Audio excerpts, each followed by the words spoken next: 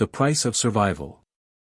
Minister Herc's footsteps echoed through the pristine corridors of the Maximus detention facility, each step heavy with the weight of his desperation.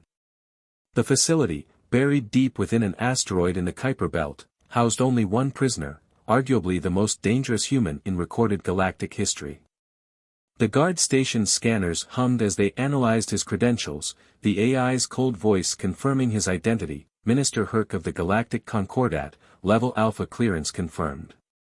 The massive doors parted with a hydraulic hiss, revealing a stark white room with a single occupant.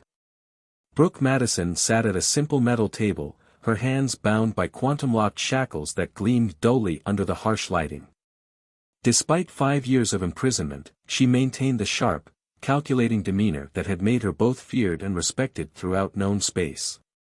Her dark hair was streaked with premature gray, but her eyes remained as keen as ever. "Minister," she said, lips curving into a smile that didn't reach her eyes. "To what do I owe the pleasure?" Herc's tentacles rippled with barely contained anxiety as he activated the holoprojector he'd brought. "I need you to watch something, Prisoner Madison." The space above the table filled with light, resolving into a tactical display of a space battle. Brooke watched, expression unchanged, as dozens of starships erupted in silent explosions. Each blast painted the void in shades of orange and red, like deadly flowers blooming in an invisible garden. 63 cruisers, Herc said quietly when the recording ended. "The bulk of our fleet, lost with all hands." Brooke leaned back, the chains of her shackles rattling. "A sad story." "Yes, quite." Herc's skin shifted through shades of blue, reflecting his distress. "I think you know what comes next." "The war crimes?" Brooke asked, raising an eyebrow. "Don't look so shocked, Minister," she continued before he could respond. "You're only here for my expertise. There's no way you'd show me a recording like this unless you wanted something from me." She raised her hands, making the shackles clang. "After all, it's not like we travel in the same circles. One of us consorts with liars, cheats, swindlers, and thugs, and I'm in prison." She smiled at her own dark joke. Herc's tentacles coiled tightly against his body. "We have 4 heavy cruisers and 9 destroyers left. The Hooded Armada approaches my homeworld even now. There is no negotiating with them. So you come to me." "So I come to you," Herc confirmed. "I would like your help." Brooke's laugh was sharp and bitter. "Is that what we call it now? Help? As I recall, there were some harsh words at my trial from your people. Was it one of you that said my entire species should be eradicated solely for being capable of producing me? Or were your people the ones that said allowing any who share my genome to continue breathing was an insult to the gods?" Her voice took on a mocking tone. "Or maybe, just maybe, your people were the ones that sat there and did nothing. I have not come here to retry your case, human," Herc said, his skin now a deep purple of shame. "I have disgraced myself by even entering this room, but I would do this and more to save my people." "Funny you should say that." Brooke leaned forward, chains scraping against the table. "All those terrible things I did them to save my people too. Your people were under no threat. Weren't we?" Brooke's voice was soft but intense. "Second-class citizens throughout the galaxy, not even allowed in the legislature. Planets in our home system being snapped up faster than we could ever respond." Her eyes narrowed. "Do you know that the population of Mars, our neighbor planet, is only 7% human? Oh, we were under threat, Minister. Maybe not of guns, but of being slowly wiped out. I defended my home. Those settlers brought wealth and opportunity," Herc protested. "Your people would have grown along with them. In time, you would have taken your place among the leading races." "In time?" Brooke's laugh was hollow. "That's what they always say to the people they're replacing. Just wait. Be patient. Know your place." "Well, I decided humanity's place was at the top of the hierarchy, not the bottom." She tilted her head, studying Herc. But you're not here to debate history, are you? The Hooded Armada is coming, and you're desperate enough to seek help from the Devil of Soul herself. Herc's skin rippled with patterns of distress. We intercepted their communications. They intend to cleanse our worlds of all life, to start fresh with their own ecosystems. Billions will die. Awful, isn't it? Brooke's voice dripped with false sympathy. To face extinction not through violence, but through the slow, inexorable pressure of progress and civilization. To watch your people be pushed aside, relegated to smaller and smaller spaces, told that resistance is futile and adaptation is the only way forward. She leaned back again. Tell me, Minister, when I tried to warn the Concordat about human extinction rates on colonized worlds, what was the response? Market forces cannot be denied. Evolution is cruel but necessary. Adapt or perish. Herc's tentacles writhed in agitation. This is different. The Hooded Armada is doing exactly what your people did to mine, Brooke interrupted. They're just being more honest about it. Instead of hiding behind economic theories and cultural integration policies, they're coming with planet crackers and terraforming engines. She smiled, showing teeth. But you're right. It is different. Because this time, you have a chance to fight back. This time, you have me. You would help us. Herc's skin flickered with hope. Despite everything. Oh, Minister. Brooke's smile widened. I'll help you save your people. And in return, you're going to help me save mine. Shall we discuss terms? The lights in the cell seemed to dim as Brooke began laying out her conditions, her words spinning a web that would reshape the galaxy. The Devil of Soul was about to be unleashed again, and this time, she had the backing of the very people who had imprisoned her. The game was about to change, and Brooke Madison was holding all the cards. Chains unbound. The quantum shackles fell away with a soft click, 5 years of restraint dissolving in an instant. Brooke rubbed her wrists, savoring the sensation of freedom even as a dozen hidden weapons tracked her every movement.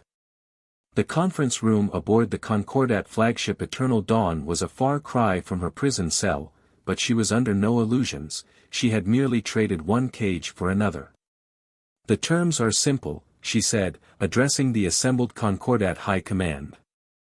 I help you defeat the Hooded Armada, and in return, humanity gets a seat on the council. Full voting rights, full colonial autonomy, and immediate cessation of all forced population transfers in human majority systems. Admiral Vex, a crystalline being whose faceted body reflected the room's light in rainbow patterns, chimed in disagreement. Impossible. The Concordat Charter explicitly forbids . The Charter will be irrelevant if the Hooded Armada reduces your homeworlds to radioactive ash, Brooke interrupted. Besides, you're already breaking it by releasing me.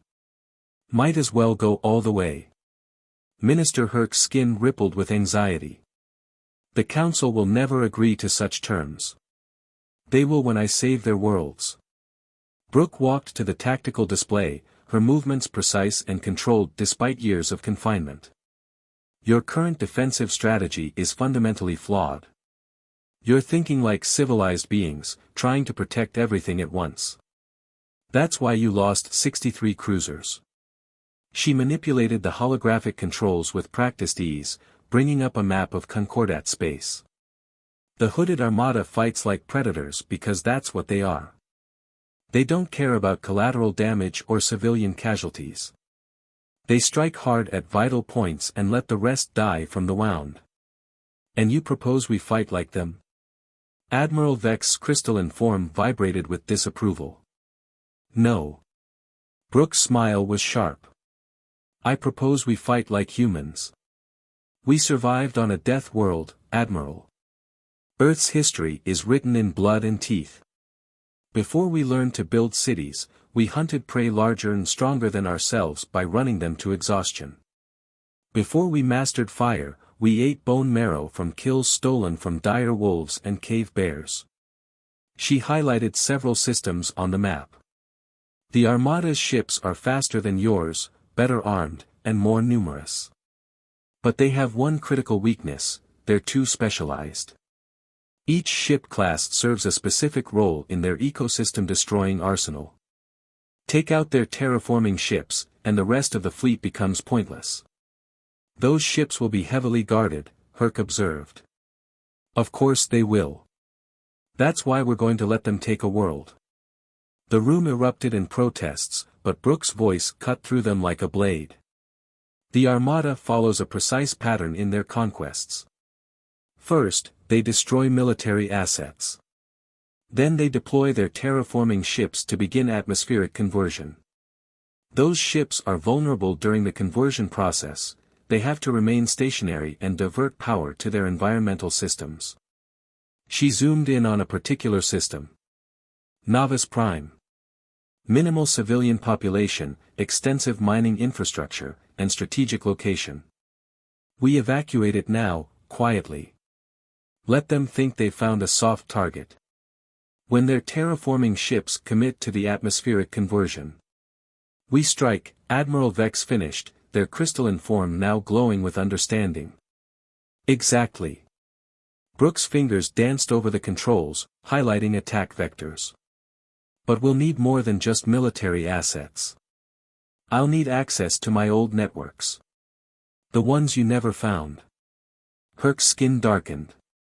The shadow fleets. The hidden arsenals. We can't trust Dash. You already can't trust me, Brooke said flatly. But you need me. Those ships and weapons were built to defend humanity against extinction. Now they'll defend you too. Poetic, isn't it? She turned to face the assembled commanders, her expression serious. I know what you're thinking.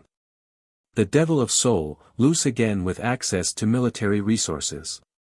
What's to stop me from turning them against you? The answer is simple: enlightened self-interest. Humanity needs the Concordat to survive, just as you now need humanity to survive. We're all in this together, whether we like it or not. Admiral Vex's crystalline surface rippled with complex patterns. And after? If we succeed? After? Brooke's smile returned. After, we negotiate humanity's place in a galaxy that's learned the hard way that we're not just clever apes playing with borrowed technology. We're survivors, and we make valuable allies, or terrible enemies. Your choice. She turned back to the tactical display, expanding the view to show the Armada's projected approach vector. Now, shall we begin? We have a lot of work to do, and the Armada isn't known for their patience. The room fell silent as the implications sank in. They were about to unleash the most notorious human strategist in history, arm her with hidden fleets and forbidden weapons, and trust her to save them rather than destroy them. The fate of multiple civilizations would rest on the word of a convicted war criminal. But as they watched her work at the tactical display, her movements swift and sure, her strategies unfolding like deadly flowers, they began to understand why she had earned her infamous title. The Devil of Soul wasn't just a criminal mastermind, she was a force of nature, shaped by 4 billion years of evolution on a world that bred its children to survive at any cost. And now, finally, the galaxy would understand why humans were so dangerous. Not because they were strong or numerous, but because they never, ever stopped fighting until they won. The war was about to change, and with it, the future of every species in known space. Brooke Madison smiled as she plotted humanity's rise from the ashes of their subjugation. Sometimes, she mused, the best revenge wasn't destroying your enemies, it was forcing them to thank you for saving them. The game was afoot, and this time, she was playing for keeps. The Armada's shadow. The evacuation of Novice Prime was a masterclass in organized chaos. Brooke watched from the command deck of the Eternal Dawn as thousands of ships, from massive colony vessels to tiny personal craft, streamed away from the mining world. Each vessel's flight path had been carefully calculated to appear random while following a precise pattern, one that would make the system look like it was being abandoned in panic rather than strategic withdrawal. Scattered breadcrumbs, she murmured, studying the tactical display. Like a trail of blood in the water. Minister Herc shifted uncomfortably beside her. The Armada's scout ships have already been detected at the system's edge. Are you certain they'll take the bait? They're predators, Brooke replied, her eyes never leaving the display. And predators can't resist wounded prey. Especially when that prey appears to be guarding something valuable. She gestured to the massive mining complexes that dotted the planet's surface. We're leaving just enough defensive forces to make it look like we're trying to protect crucial infrastructure. Not enough to actually stop them, of course. Of course, Herc said dryly. And your additional assets? Brooke's lips curved into a smile. Already in position. The Shadow Fleet has been waiting for this moment for 5 years. She turned to face him, her expression suddenly serious. You know, Minister, your people never did figure out how I managed to build so many ships without detection. An oversight we've long regretted, Herc admitted, his skin rippling with patterns of discomfort. Not an oversight at all, Brooke said. You were looking for shipyards, for construction facilities, for all the traditional signs of fleet building. But humans. She paused, choosing her words carefully. Humans have a particular talent for improvisation. We don't always build things the way you expect us to. She turned back to the display, expanding the view to show the entire system. Your scientists never could figure out how I managed to hide an entire fleet in plain sight. Would you like to know the secret? Before Herc could respond, alarms blared across the command deck. The tactical display blazed with new contacts. The Hooded Armada had arrived in force. Perfect timing, Brooke said, her smile widening. Now watch closely, Minister. You're about to see why they called me the Devil of Soul. The Armada's ships emerged from hyperspace in a precise formation, their black hulls absorbing light like hungry mouths. They were beautiful in their terrible efficiency, each vessel engineered for a specific role in the destruction and reformation of worlds. At their center flew the massive terraforming ships, their complex arrays already beginning to unfold in preparation for their grim work. The token defensive fleet Brooke had left in orbit immediately began to retreat, executing a series of seemingly panicked maneuvers that were, in reality, carefully choreographed to draw the Armada into position. Your ships are going to be destroyed, Herc observed, his skin now a deep purple of concern. Those aren't my ships, Brooke replied. Watch the mining complexes. As the Armada moved to engage the defending fleet, the massive mining facilities on Novice Prime's surface began to move. Metal screamed against metal as entire buildings split apart, revealing the truth that had been hidden in plain sight for half a decade. They weren't mining complexes at all. They were ships, warships of a design unlike anything the galaxy had ever seen, disguised as industrial infrastructure and buried in plain sight on a world that everyone thought was nothing more than a resource extraction point. You see, Minister, Brooke said as the hidden fleet rose from the planet's surface, humans learned long ago that the best place to hide something is where everyone can see it, but no one thinks to look. Your people saw mining complexes because that's what you expected to see. The Armada sees them now for what they really are, but it's too late. The newly revealed ships moved with devastating precision, their weapons already firing before they cleared the atmosphere. The Armada's formation, optimized for planetary assault, found itself caught in a deadly crossfire from what had appeared moments ago to be their target. But the energy signatures, Herc protested, watching as the battle unfolded. Our sensors would have detected Dash. No, they wouldn't, Brooke interrupted. Because these ships don't use standard power cores. They've been running on geothermal energy tapped directly from the planet's core, disguised as mining operations. No weapon signatures because the weapons were disguised as ore processing equipment. No life signs because the crews were hidden in shielded bunkers that your sensors registered as natural caverns. She manipulated the tactical display, highlighting key points in the battle. Humanity spent centuries dreaming up ways to hide things in plain sight. We called it camouflage, the art of making something look like something else. Your people never quite understood the concept because your evolutionary history never required it. But for us? She laughed softly. It's in our blood. The battle was turning into a slaughter. The Armada's ships, caught completely by surprise, were being systematically torn apart by weapons they hadn't even known existed until they started firing. The terraforming vessels, their defensive screens optimized to protect against conventional attacks, found themselves vulnerable to weapon systems that operated on principles their designers had never considered. Of course, Brooke continued, her voice taking on a lecturer's tone, this is just the first act. The Armada will adapt, they're predators, after all, and predators learn from failure.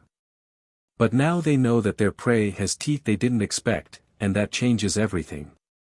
She turned to Herc, her expression grave. This victory will buy us time, but it's only the beginning. The real war starts now, Minister. Are you ready for what comes next? Herc's skin rippled with complex emotions as he watched the Armada's ships dying in their dozens. What does come next, Brooke Madison? Next. Her smile was razor-sharp. Next, we teach the galaxy why humans survived on a death world. We show them why every predator on Earth learned to fear the slow, weak apes who wouldn't stay prey. We demonstrate exactly why my people are so dangerous, not because we're stronger or faster, but because we never, ever fight fair. She turned back to watch the battle's final moments, her voice dropping to a near whisper. And when it's over, Minister, you're going to give humanity everything I asked for. Not because of our deal, but because you'll finally understand that you need us. The galaxy is full of predators, and sooner or later, you'll need humanity's particular talents again. The last of the Armada's ships vanished in a flash of nuclear fire, and Brooke Madison, the devil of soul, smiled at the destruction she had orchestrated. The game was proceeding exactly as she had planned, and the galaxy would never be the same. Redemption's price. 3 days after the Battle of Novus Prime, the Hooded Armada did exactly what Brooke Madison had predicted, they adapted. Their response came not in the form of another direct assault, but through a series of precise strikes against seemingly random targets across Concordat space. Their learning, Brooke observed from her new command center aboard the Eternal Dawn. The tactical display showed dozens of small-scale engagements, each carefully orchestrated to probe for weaknesses. Testing our response patterns, looking for holes in our defense. Admiral Vex's crystalline form pulsed with agitation. We're losing ships we can't afford to lose. These hit-and-run tactics are exactly what I would do in their position, Brooke interrupted. She manipulated the display, combining the separate engagement data into a single strategic overview. Look at the pattern. They're not just testing our defenses, they're forcing us to reveal our hidden assets. Minister Herc moved closer to study the display, his skin shifting through shades of concern. You anticipated this? Of course. Brooke's smile was cold. That's why most of the ships they're finding are decoys. More camouflage, Minister. While they waste resources destroying dummy facilities and automated drone ships, our real forces are gathering for the next phase. And what exactly is the next phase? Admiral Vex demanded. We can't keep losing territory, even if the losses aren't as severe as they appear. Brooke's expression turned serious. Tell me, Admiral, what do you know about Earth's ancient military history? Specifically, about a strategy called the Fabian Defense? I am not familiar with human military doctrine from your pre-space era, Vex admitted. A shame.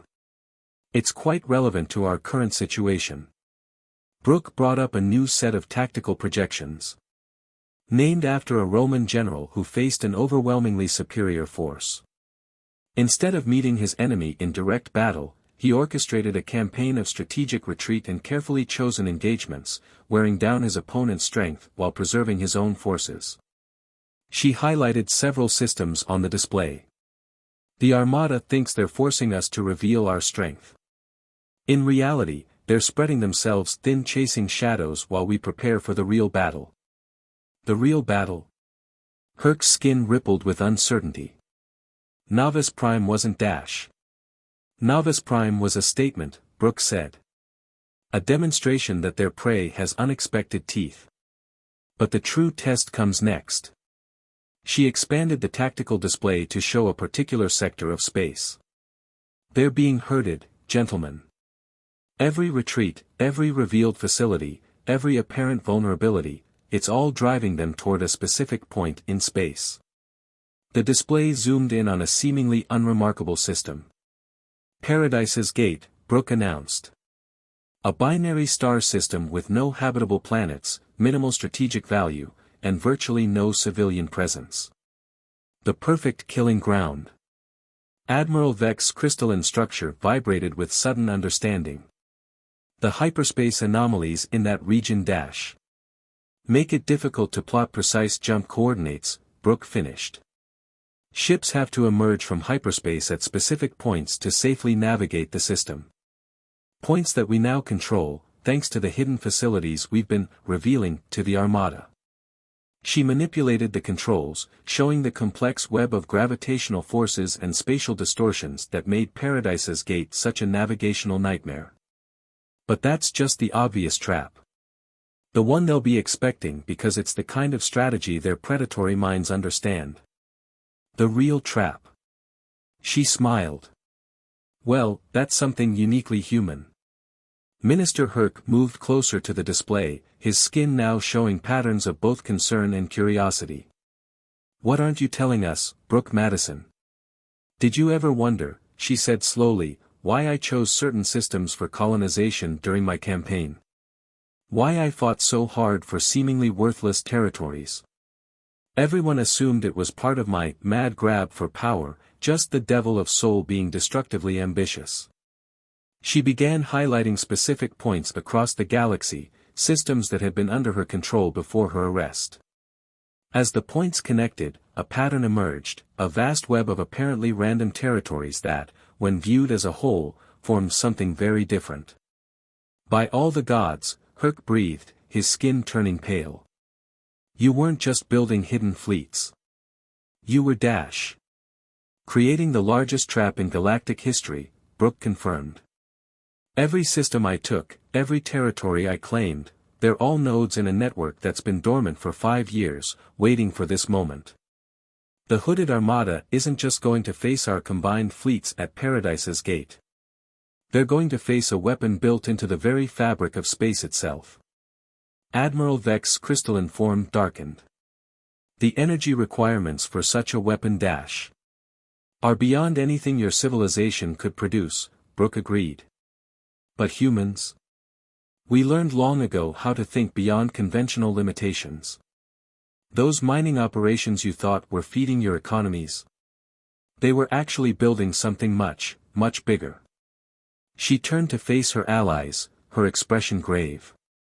I'm telling you this now because what happens next will change the galaxy forever. The weapon I built, it's not just a defense against the Armada. It's proof that humanity can't be contained, can't be controlled, and can't be underestimated ever again. You're forcing our hand, Herc realized, his skin showing complex patterns of emotion. Even if we win, the existence of this weapon means dash. Means that humanity gets its seat at the table, Brooke finished. Not because of our deal, but because you'll finally understand that you need us. The galaxy is full of predators, Minister, and sooner or later, another one will come. When that happens, you'll want humanity standing with you, not against you. The tactical display continued to update, showing the Armada's forces slowly, inexorably being drawn toward Paradise's Gate. They thought they were pursuing a weakened enemy, following a trail of breadcrumbs toward what they assumed would be a desperate last stand.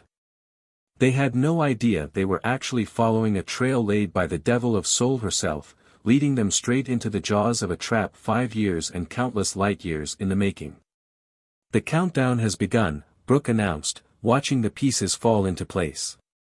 In 72 hours, the Hooded Armada will learn why humans are the most dangerous species in known space. And after that? She smiled. After that, gentlemen, we're going to rewrite the rules of galactic civilization. The command center fell silent as the implications sank in. They had released the Devil of Soul to save them from one threat, only to discover that she had been playing a much longer game. The question now wasn't just whether they would survive the Hooded Armada, it was whether the galaxy could survive the rise of humanity. The Devil's Gambit. Paradise's Gate lived up to its name, though not in any way its discoverers had intended.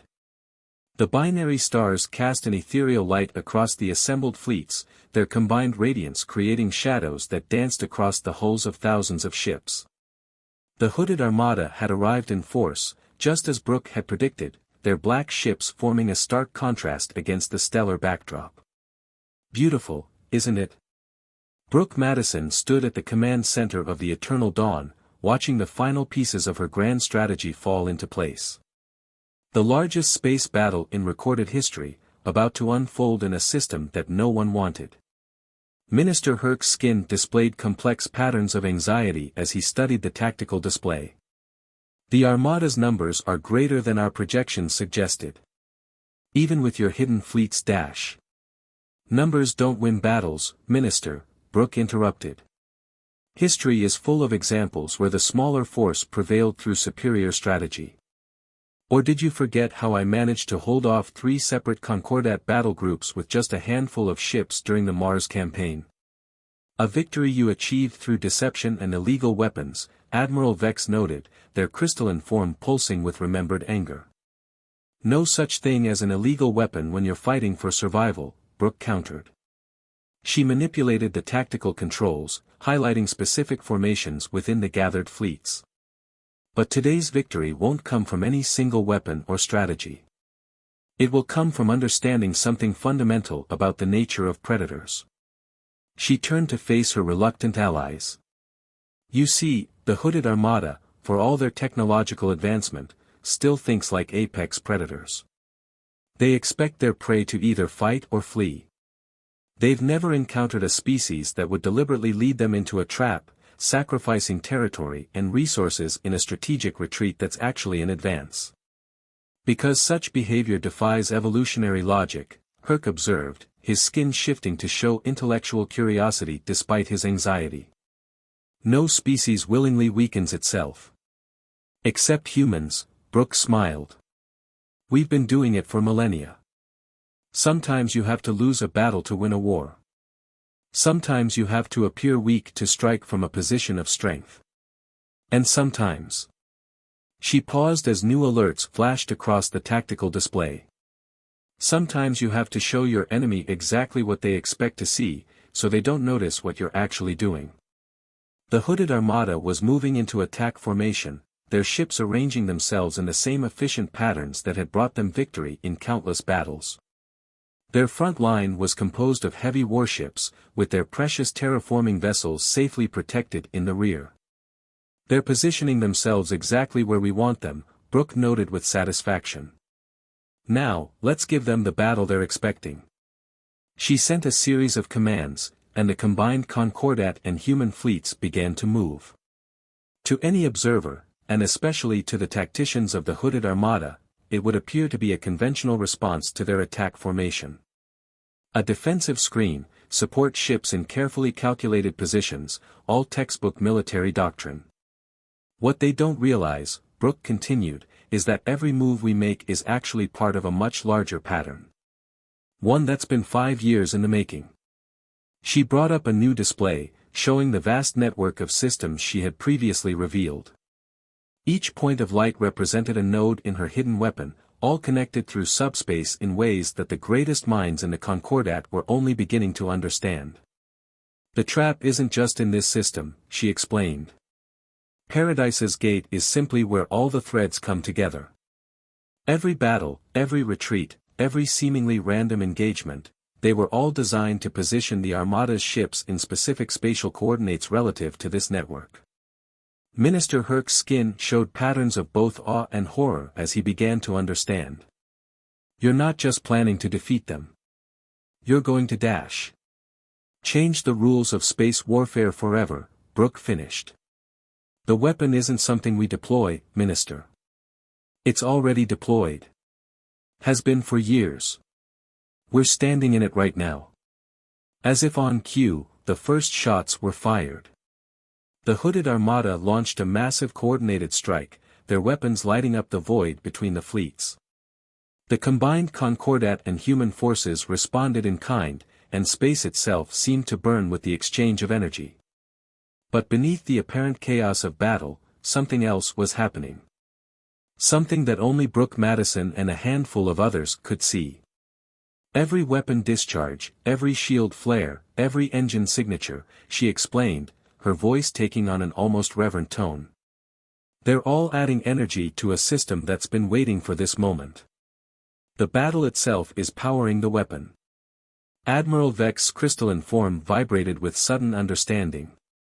The hyperspace anomalies are not natural, Brooke confirmed. They're focal points in a vast energy collection network. One that's about to demonstrate why humanity should never have been underestimated. She pressed a series of commands, and the tactical display shifted to show energy patterns that defied conventional physics. The very fabric of space around the battling fleets was beginning to change, warping in ways that even the advanced sensors of the Hooded Armada couldn't detect. You see, Brooke said softly, humans have a unique perspective on warfare.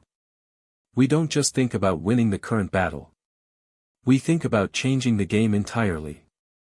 The Hooded Armada came here expecting to fight ships with ships, weapons with weapons. Instead, they're about to fight an enemy that turns space itself into a weapon. The trap was sprung with devastating elegance. As the battle reached its peak intensity, the accumulated energy of countless weapons discharges and engine signatures reached a critical threshold. The network of hidden facilities and subspace connections that Brooke had spent years creating suddenly activated, creating a cascading effect that rippled through the very fabric of reality. The Hooded Armada's ships found themselves caught in a web of spatial distortions that defied their understanding of physics. Their advanced weapons, designed to overcome any conventional defense, were useless against an attack that came from space itself. Their ships were torn apart not by enemy fire, but by the fundamental forces of the universe, manipulated by human ingenuity in desperation. Magnificent, Brooke whispered as she watched the destruction unfold. A weapon that can never be countered because it's not really a weapon at all. It's just humanity's understanding of how to turn our enemy's strength against them. The battle was over in minutes. The mighty Hooded Armada, terror of countless civilizations, was reduced to scattered debris floating in the light of Paradise's Gate's binary stars. But the true victory wasn't in their destruction, it was in what came after. Now, Brooke turned to Minister Herc and Admiral Vex, we negotiate humanity's place in the galaxy. Not as subjects or second-class citizens, but as equals. Because today we prove that we're not just clever apes playing with borrowed technology. We're a species that can reshape reality itself when our survival is threatened. The command center was silent as the implications sank in. The Devil of Soul had not just saved the Concordat, she had fundamentally changed the balance of power in known space. Humanity could no longer be ignored or marginalized, not when they had demonstrated the ability to turn space itself into a weapon. Was it worth it? Herc asked quietly, his skin showing complex patterns of emotion. All the death, all the destruction, just to secure humanity's place. Brooke's expression softened slightly. Minister, everything I've done, the wars, the strategies, even my imprisonment, was leading to this moment. Not just to save humanity, but to save all of us. The galaxy needs what humanity brings to the table, our creativity, our determination, and yes, even our capacity for constructive destruction. She turned back to watch the final moments of the battle, where rescue ships were already moving to collect survivors.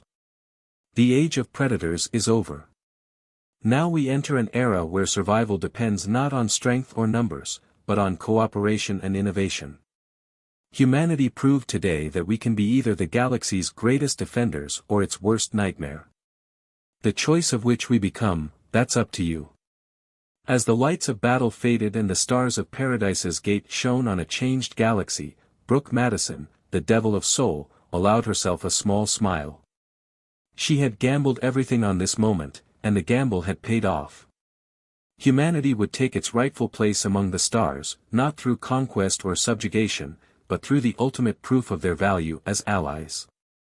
The devil had played her hand, and in doing so, she had redeemed not just herself, but her entire species. The galaxy would never be the same, and that was exactly what she had planned all along. The end.